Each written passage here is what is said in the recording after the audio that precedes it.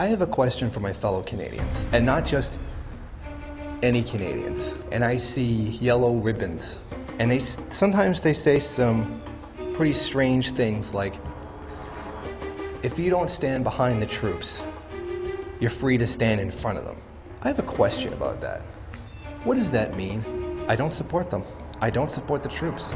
I don't support my nation's soldiers. I don't agree with what they're doing. I don't buy into this logic. I don't get that mentality. I know why it exists, I just don't get why people fall for it. I'm not a lumberjack or a fur trader, and I don't live in an igloo or eat blubber or own a dog sled.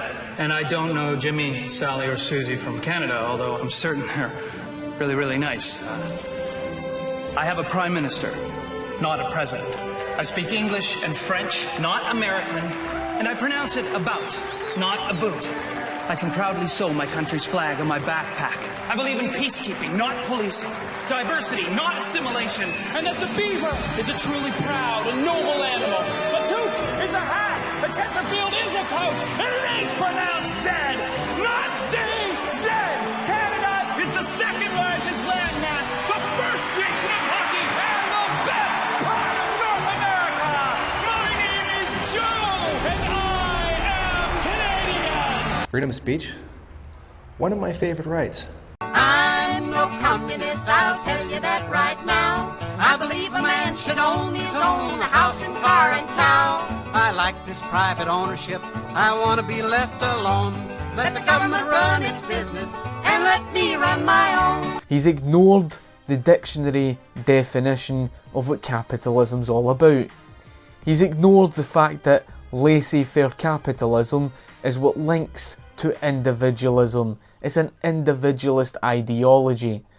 Even Edward G. Griffin explains that here. If we had individualism in America today, as we used to, we don't have it anymore, but if we had it today, we would not have this banking crisis, because the banks are getting away literally with legalized plunder, because they're in bed with the politicians, and they're using the state in order to plunder the people legally.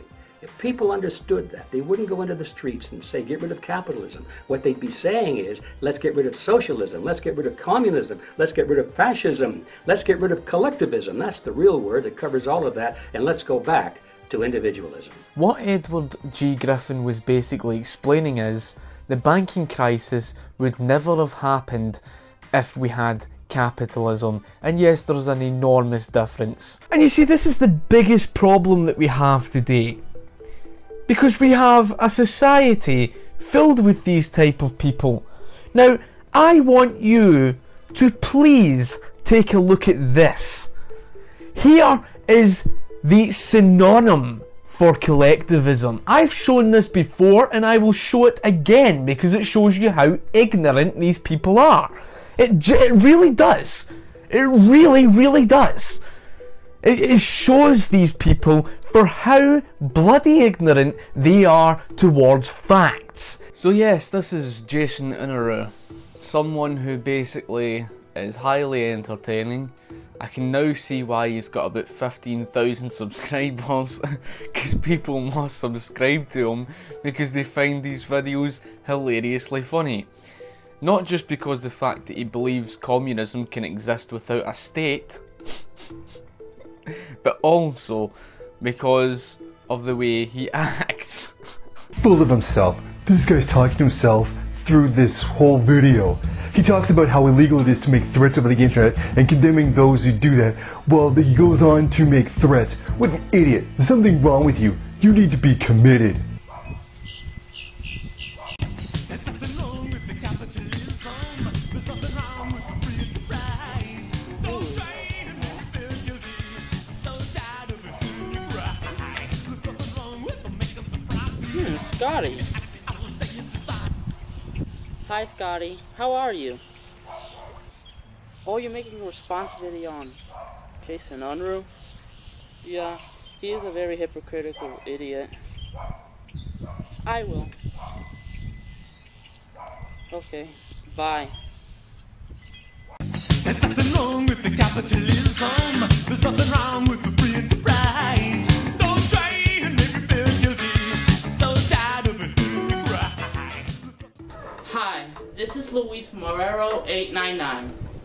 I would like to thank Scotty for letting me express my thoughts on Jason Unruhe, aka the Maoist Rebel. After examining most of Jason's videos, I understand his logic way of thinking and his extreme hatred towards capitalism. The Maoist Rebel doesn't like to be debunked. Try to prove him wrong and he will twist your arguments or provoke you. As was greatly expected, some people really had a problem with the 9/11 video that I put up. No shit, Sherlock. I wonder why. And I made the statement in the video that the people in the towers were not innocent victims. And people got angry and decried. No, they were innocent people. They didn't deserve what happened to them. The fact that he would actually question this and question why people would get angry over, you know, people that lost their lives in the towers is quite ridiculous, to say the least. But then again, this really does go to show the true colours of communists for you. I mean, this is a staunch communist. This is the type of person who would deny the fact that Mao had killed millions. We'll get to that point soon enough. But the very fact that this guy is, you know, questioning why people are getting angry over something as important as that all those people that lost their lives in the trade centres, he would try and justify this as if to say they are not innocent. It's so pathetic.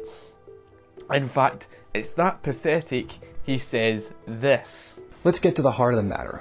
Were they or were they not innocent people? You can't make this up. He really did question that.